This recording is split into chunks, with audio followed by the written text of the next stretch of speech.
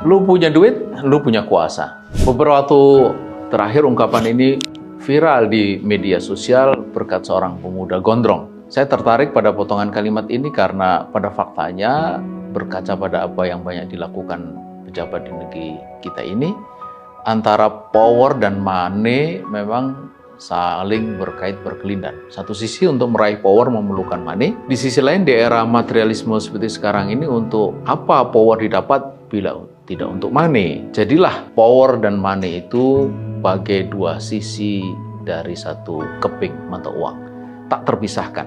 Nah, tapi bagaimana cara dengan money bisa meraih power dan dengan power bisa menumpuk money? Bukankah katanya jabatan adalah pengabdian? Tapi jika Anda masih kokoh berpegang pada ungkapan the end does not justify the means, tujuan tak boleh menghalalkan segala cara, apalagi masih berpikir soal pengabdian, ya nggak bakal bisa. Itu cerita masa lalu, sudah lewat. Sekarang ini justru era berkebalikan dari tadi, the end justify the means, tujuan menghalalkan segala cara. Ini tak berbeda dengan il principe-nya Machiavelli. Karena itulah maka sekarang ini orang sering sebut juga era Machiavellistik. Menurut Machiavelli, penguasa itu harus berorientasi pada kekuasaan dan hanya mematuhi aturan yang akan membawanya kepada tercapainya tujuan dari kekuasaan itu, tujuan politik.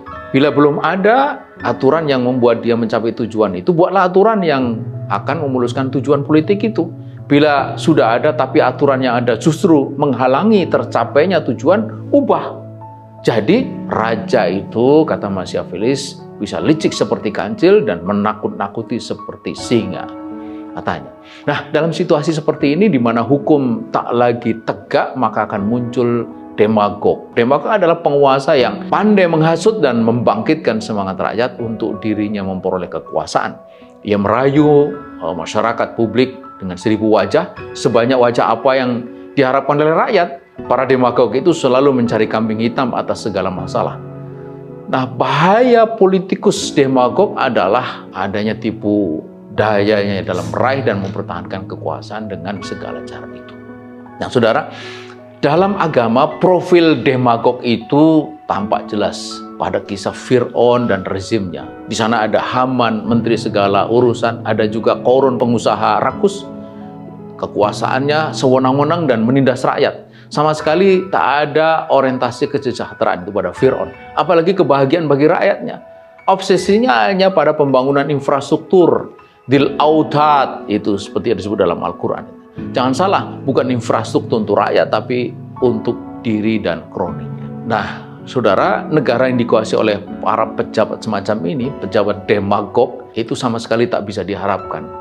Visi baldah toyibah warobun ghafur itu bagaikan ilusi, sama sekali tak akan terpikirkan oleh para demagog ini. Baginya yang terpenting adalah kekuasaan dan tak jauh dari kepentingan dirinya, keluarganya dan kroninya.